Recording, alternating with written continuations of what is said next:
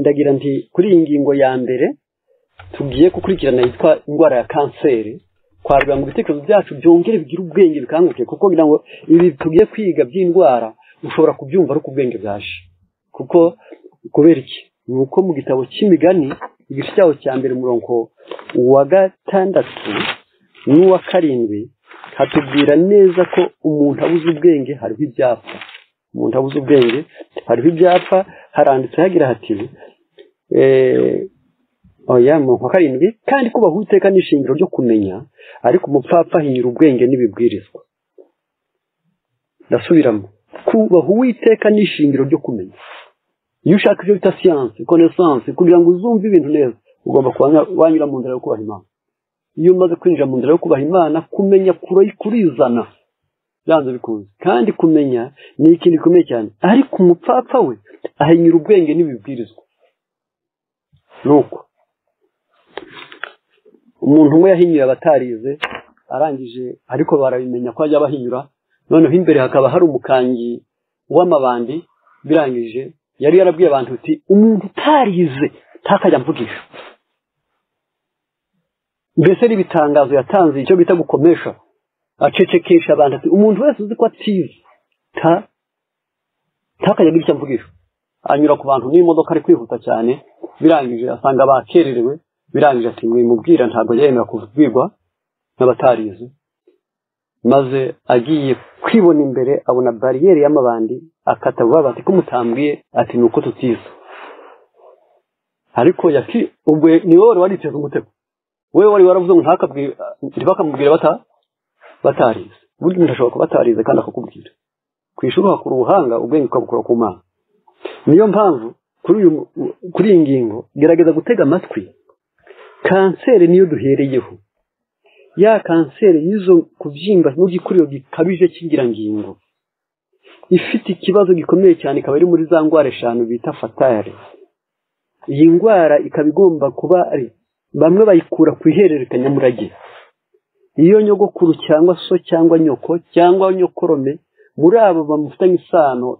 yihererekanya ibyo bita guhererekanya niko kubunjisha burya bakubyaye hariho icyo bafite baguha none ihererekanya murage bishobora gutuma umuntu agwara kanseri iyo wamaze kumenya yuko mu banyu hariho uwigeze yitwa na kanseri uzazirikane ibyo kurya turi babwire nyuma dusesenguye ku kandi maze tubabwire ngo ibyo amaraso yawe akwiriye kuba afite vitamine A C na E izo bita ngo ni antioxidant uzaba ubikeneye mu mirire yawe kugira ngo nibura nubwo utarayirwara ariko iracumbitse kandi ifite naho icumbitse heza bitewe nuko mwiherekanya murage ryawe irimo ubizirikane cyo ni icyambere kabiri ni imirire igizwe n'urugimbu rwinshi kibita cholesterol abantu benshi cyane bakunda udushikarete abandi bakakunda amagi abandi bagakunda amata abandi fromage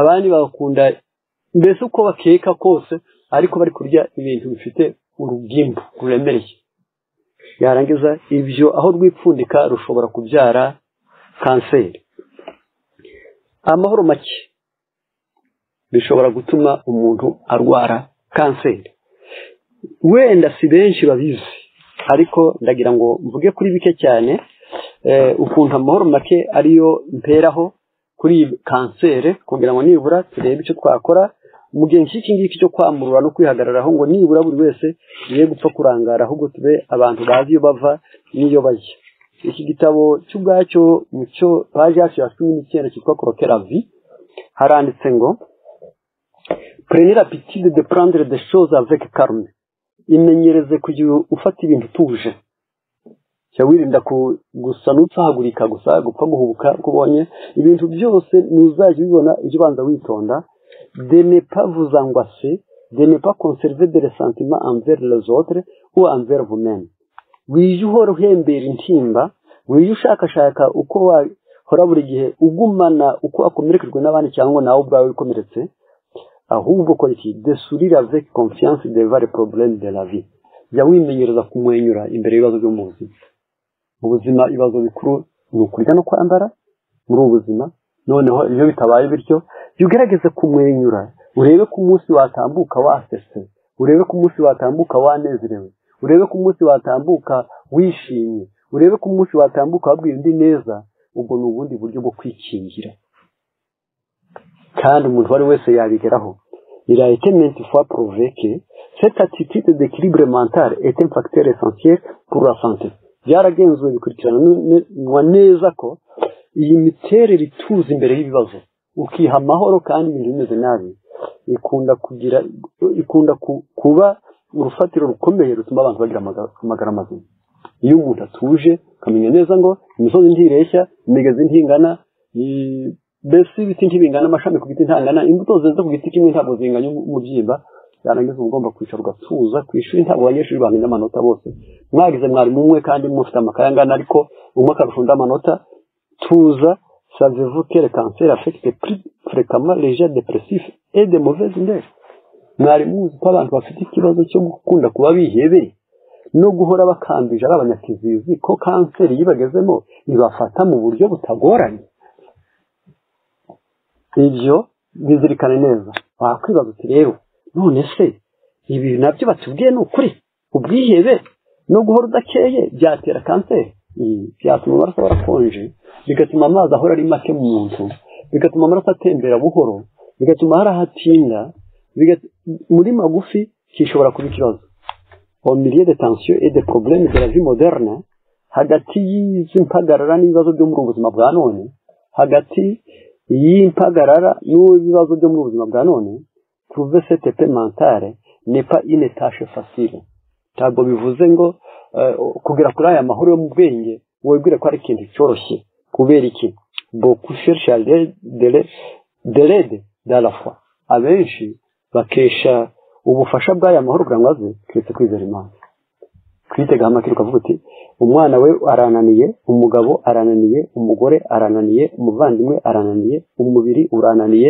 ikirere kirananiye ariko ntigeze amakuru ku Mana kuko ibyo byose mvuze ni amarembo ababa kubyara ukavuza impundu yabyiruka ukavuza induru ni ikibazo gushaka n'umuntu umuseka yarangiza mukazasigara muterana inkokora mu buriri wenda ejo mukazanabugaba kabiri umwe agahera mu cyumba undi akahera mu cyo cyumba ni ikibazo kuzaburana n'uwo mwandikiranye mu ibanga noneho mukazaburana imbere y'abanyarukiko wumva ko ari ikibazo gihagurutse giteye ubwoba kuvukana n'umuntu uzi neza ko ugushize irungu yarangiza akaba ari uzahunga cyangwa akakwicisha wumve ko ari ikibazo byonyine bwabyo gusa muri ubu buzima harimo impagarara dusabwa kumenya neza ko tugomba gutega amakiriro ku Mana yonyine ubwayo gusa hepfo ati trouve quelle lecture des évangiles benshi babona yuko gusoma ubutumwa bwiza la prière gusenga et la méditation personnelle sont comme un verre d'eau fraîche pour notre système nerveux agité abenshi bazi ko ufite kwizera usoma ubutumwa bwiza ufata igihe cyo gusenga uwibaza ku giti cy'iby'Imana bijya bimubera nk'igikombe cy'amazi akonje ku bwonko bwari burimo imvururu abenshi niyo mpamvu zo ngo n'umubabaro nawo ushobora gutuma umuntu arwara kanseri urugimbu rwinshi bavuga ngo amahoro make ndagira ngo twabibonye rero ku bw'ibyo no kubura vitamine A na C na E byatuma umuntu arwara kanseri rero ubwo ntabwo turi buvuge ngo kuyivuga gusa ahubwo turibaza ngo mbese umuntu yayikurashye mu gitabo cya Croquelavi page ya 66 67 ndagira nti niho ndibwiteho cyane kugira ngo nibura buri wese agerageze kumva kuko duhagaze ahantu hakomeye ho kumenya no gusobanukirwa vitamine bita A yiswe A kandi ari vitamine bitewe n'uko iri mu rugero rw'ibanze ku gitera n'igikuriro cy'ingingo z'umuntu kubw'ibyo ikaba mu bintu birema amaraso ikaba mu bintu bituma amagufa akomera ariko dore ibindi ikomokamo mu buro irimo ndetse mu rwego rwo hejuru muri karoti irimo mu mboga zikungahaye muri vitamine A karoti ibamo epinari irimo imboga bita persile zirayifite imbuto nk'uwitwa umwembe ibyitwa abriko kuko turi ku migabane ubwo duteranye n'isi yose izi abriko ku yindi migabane zirahari nyinshi cyane uretse ko wenda hano zagwira cyane ipapaye zirayifite cyane, inyanya zirayifite, imboga bita poivro zirayifite, ibihaza birayifite, n'utwitwa nave bwo turayikeneye. Vitamine A ubwo irakenewe cyane, ariko kubera iki? Baravuze ngo fonction ikora iki rero? Vitamine A ikingira kansere, kandi mwabonye ibyivamo rero ku bw'ibyo ikora iki? Formation de pigment visuel dans la rétine, mu mboni z'umuntu, nibituma abantu twatundi tw'udutoroshi twose tugize amaso ngo umuntu arebe neza. Iyo vitamine A niyo iturema. Le manque de vitamine A nuit à la vision nocturne, donc c'est nocturne. Akaba rero kuyibura bituma umuntu atareba neza nijoro. Rero icyo kirakenewe. Formation et entretien de cellules qui recouvre la peau. Ikaba rero vitamine A yubaka n'ingirangingo zitwikiriye uruhu ngo rwiyubake, reziye amaso, bouche et organe interne. Akaba vitamine A yubaka akakanwa kacu. Usigaye ubona abantu benshi cyane batanyira inzoga, batanyira itabi, ukabona iminwa yatukuye. Ubwo aba bakeneye vitamine A. Yarangiza ndetse n'izindi ngingo z'imbere zirindwa na vitamine A. Efati ntabwo ndi bute cyane icyo nashaka kubabwira. Umwana muto ayikeneye kuri magana, icyo bita microgramme. Yarangiza akeneye n'ibintu navuga ngo wenda ni ekivara bita ngo deretinol, icyo bita microgramme. Noneho icyo nitaho cyane, umwana akeneye 400 kugeza kuri 700. Ubwo bihwanye nuko akura nuko akubagana. Umugabo akeneye 1000, umugore akeneye 800, umugore utwite akeneye 800, uwonsa akeneye 1300. Ubwo wumve ko ubwo byanze bikunze umuntu wonsa akwiriye kumenya ko akeneye vitamine A cyane. Ndasubiramwo ayiva iri mu buro, muri karoti, muri epinari, muri persile, mu myende, izitwa abricot, ipapayi, urunyanya, poivro n'igihaza n'utwitwa nave. Ibyo ntabwo mvuze ngo uzabiteranye byose bihuza, ahubwo nukubwira aho kugira ngo nubona kimwe uzamenye ko vitamine A wayibonye, kandi kuko ariyo ishinzwe ingingo ikagira ko bita sekatere, kagenda kagabanya ingingo zikakura zikarenza urugero. Birakwiriye ko umuntu yiyumvishamo ko byanze bikunze akeneye iyo vitamine A. Noneho ndagira nti kuri iyi ngingo ntabwo mpatinda cyane, twarukurira vitamine A ihiva. Noneho mu kurwanya kanseri hakeneye, turaza kwishyiraho amadoze, ariko twabanje kubabwira aho biva. Vitamine C nayo irakenewe. Muri cya gitabo bita Crotelavi page ya 74, naho hatwereka neza icyo umuntu yakora ngo nibura abe afite vitamine bita C. Iyi C muri poivro irimo, mu nkeri z'ishyamba bita framboise irimo, ndetse muri za alimentation muri kino gihe iyo ugize gemo usanga izi nkeri zifite umushongi wazo urimo. Amaronji yo bita benshi bita orange, citron ariyo ndimu, petit poivre, urunyogwe urwungurwa, amashu, epinari, umwembe, urunyanya, radi, inanasi, uburo, onyo, ibinyampeke. Ibyo byose ugapiye, ibyo byose nubwo bifite vitamine C, ariko ku binyampeke byo kiretse iyo bibanje kwinikwa niho biyigira cyane. Gasubira mu bifite ni poivro, nizo nkeri z'ishyamba bita framboise. Ageze bagira mu mashyamba bagiye bazibona zirabura, barabizi. Amaronji, indimu, urunyogwe, amashu, epinari, umwembe, urunyanya, radi, inanasi n'uburo, noneho ndetse na onyo. Iyi mpamvu y'ibi bintu, ku mwana muto akeneye vitamine C hagati ya 40 na 45 icyo bita miligramu. Ku mugabo akeneye 60, umugore udatwite akeneye 60, utwite akeneye 70, uwonsa akeneye 95. Icyo umuntu ababivugira ni uko usigaye ubona ukabona abantu benshi cyane yonsa, akibaza impamvu umwana ahora hasi arwaye, bikamuyobera bitewe no kutamenya neza ko kuba waramubyaye ni kimwe, ariko no kurya ibimugaburira no kumukuza no kumurinda ni ikindi. Uvuga ngo guhora arwaye umuriro, guhora afite ibyuya, guhora agize ati uyu mwana arenganiye mu kuba wowe ubwawe umuha amasherekana yashonje atujuje ibyangombwa. Kubera iki? La fonction de vitamine C active les fonctions de toutes les cellules. Ubundi vitamine C ikoresha imikorere, niyo ikoresha ingirangingo zose. C'est un puissant antioxydant, ni urukingo rukomeye rurinda umubiri kurwara umugese, qui freine le processus de biochimique de vieillissement. Vitamine C itera itoto ikarinda abantu gusaza byo bita vieillissement cellulaire. Ingirangingo fatizo zawe ntabwo zisaza ubusabusa iyo ufite vitamine C, ndetse uhorana itoto, et probablement aussi de cancer, by'umwihariko na serire cyangwa se ingirangingo za kanseri. Vitamine C iziburizamo qui sont en général de type oxydant.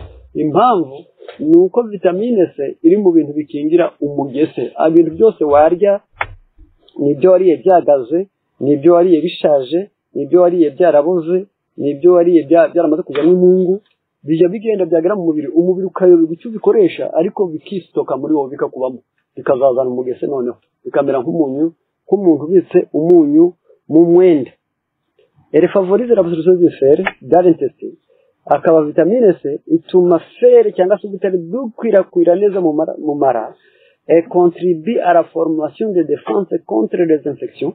Vitamine C ikaba irema ubutaraga cyangwa se umubiri, ikaremera umubiri kwirwanaho kugira ngo ibyuririzi bitawushobora. Elle neutralise les toxines du sang. Akaba vitamine C yica uburozi buri mu maraso, intervient dans la cicatrisation des blessures. Akaba rero itabara mu gutera ibikomere biri ku mubiri w'umuntu bigakira vuba. Ubwo nk'abakorewe operation babazwe, bakorewe césarienne, baba babikeneye kugira ngo umubiri wabo we kuzana infection, cyo ni kimwe, kandi uruguma rwabo rukire vuba, cyo ni cya kabiri, kandi nkovuze kubyimba ni icya gatatu. Iyo anako nakamaro ka vitamine C, iragenda ikakamuramo imyanda, ikongeramo ubutaraga, kandi gatuma umubiri wongera guhura hatabaye inkovu z'ipfundo.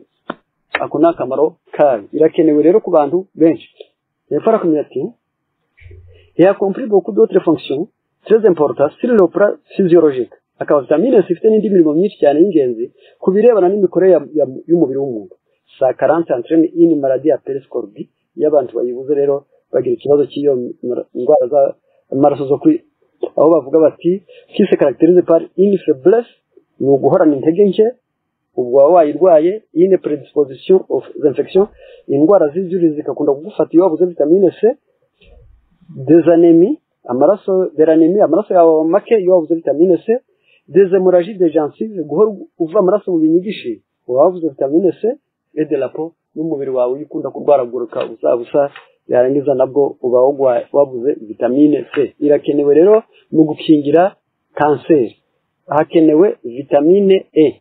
Ibindi ndaza kuvuga kombineza uko babihuza, ariko nabanje kubereka neza icyayi mu vitamine amaze.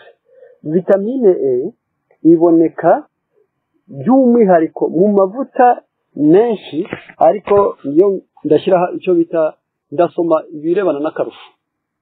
Huile de maïs. Amavuta ya mbere meza afite vitamine E ni amavuta akomoka ku bigori. Ndasubiramo, aya mavuta ntabwo benshi bakunda kuyashaka, ntibakunda no kuyagura.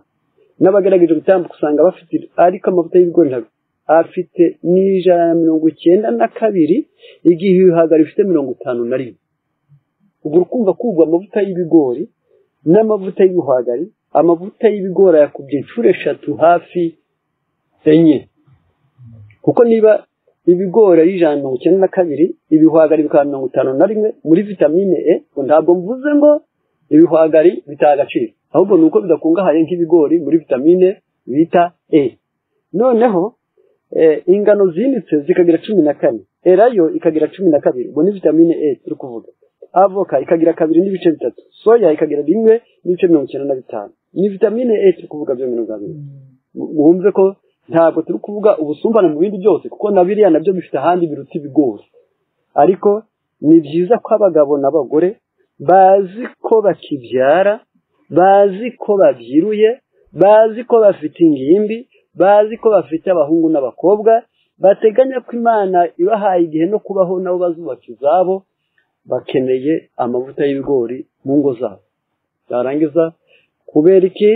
Yarangiza ntagiye kure cyane, ni ukwibaza ngo mbese ikenewe ingana ite? Yarangiza umwana akeneye hagati ya 6 na 7 kugira ngo azabyiruke neza, umugabo akeneye 10 kugira ngo yubake urugo rwe neza, umugore akeneye 8 kugira ngo nawe arwubake neza, yarangiza umugore utwite akeneye 10 kugira ngo amaraso ye umwana azakure bwa mbere yisama ngo habihuri. Kabiri, inda yivamo igihe kitaragera. Gatatu, mu gihe cyo kubyara ntagira ibisi. Ibyo byose ubwo rutonde rwose tukuruvuga ni vitamine E ibi bishinzwe. Niyo mpamvu n'utwite nawe abikeneye. Uwonsa we akeneye 12 kugira ngo mu gikuriro cy'umwana habe harimo ibyo byose. Kubera iki? Kuko iyo ibuze byonyine ubwabyo gusa aravuze ngo nimita kuri iyi ngingo yonyine ubwayo gusa baravuze ngo la vitamine E joue un rôle important dans le métabolisme. Birebana nuko umubiri wakira nuko usohora n'indwara zikomokaho cyangwa byonyine ubwabyo gusa vitamine E ifite akamaro muri byo. Elle protège les cellules contre le vieillissement probablement par son action antioxydante. Nayo imeze nka vitamine C mu kurinda ubusaza kuko iri mu bintu birinda umugese. Kabiri, era une action protectrice contre le cancer. Bihariye mu gukingira cancer, iyo ni vitamine E. Hepfo arakomeza ati elle intervient dans la formation des cellules reproductrices. Akaba rero ifite uruhare mu kurema ingingo zo kororoka ku bagabo, ibyo bita spermatozoide arizo ntangangabo n'izo bita les ovules arizo ntangangore. Vitamine E ni umurimo wayo kuzirema. Kiba ari ikibazo iyo aba bantu bakuze bakazikura batazigira, yarangiza niho ubuzima bwabo butokorwa. Hepfati elle améliore le pouvoir fécondant du sperme. Akaba yongerera ubushobozi mu gusama. Elle conseiller aux femmes qui font les fausses couches. Vitamine E irakenewe kubabyara nabi, inda zivamo kenshi bakeneye vitamine E. Yo ngabo elle facile. Elle facilite le bon fonctionnement du système nerveux. Ikabikoresha neza imitsi yumva de l'hypophyse grande qui contrôle toute la production hormonale de l'organisme. Ikabikoresha neza cyo bita hypophyse kandi ari nayo ishinzwe kuyobora neza imisemburo ngengamubiri yo bita hormone. Vitamine E rero irakenewe, niyo mpamvu twabonye irakenewe rero. Aya mavitamine uko ara 3 mu gukingira kanseri, mu kurinda ibirebana n'isaza ry'ubusabusa. Ndagira ngo byonyine ubwabyo gusa imburagihe gusaza kuburi toto muri magufi. Niyo mpamvu mu gukingira kanseri hakeneye mwo ibi bintu bikurikira wahuza. Ushatse wafata karoti, ugafata tungurusumu, ugafata pome. Yarangiza wowe ubwawe gusa ukabonye vitamine A, C na E. Wakwirota mbe E ndayibona he? Urayibona muri karoti. C ndayibona he? Muri ko ari bibisi. A ndayibona he? Muri karoti irimo. Ibi bintu ko ari bitatu iyo byibanzweho bikaribwa nibura uyirwaye kanseri wabikoresha iminsi 7 wahuranije nimugoroba. Ku manywa biroroshye kufata onyo, ugafata indimu, ugafata utwo bita concombre, ukabisya neza. Wamara kubisya ugashyiramo amavuta y'ibihwagari cyangwa erayo, ukarya wenda kurya ku manywa n'ubundi ya minsi 7. Ntabwo ntinda kwari kubereka neza ko byanze bikunze kanseri sinabyiza kubanza bategereza ngo uzayirware, ahubwo bituvuga n'abazima bakwiriye kubirya kubwo kumenya neza ko gufatwa na kanseri byoroshye. Iyi ngingo ndatambutse ntabwo nshaka kwitindaho.